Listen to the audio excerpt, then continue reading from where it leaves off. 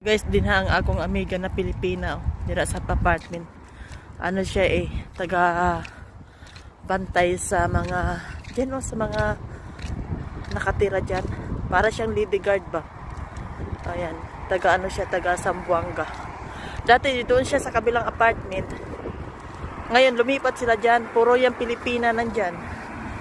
Puro yung apartment na yan diyan, puro Pilipina. Yung kabila puro lalaki. Yung kabila puro babae. Ayan karamihan dito mga Pilipina.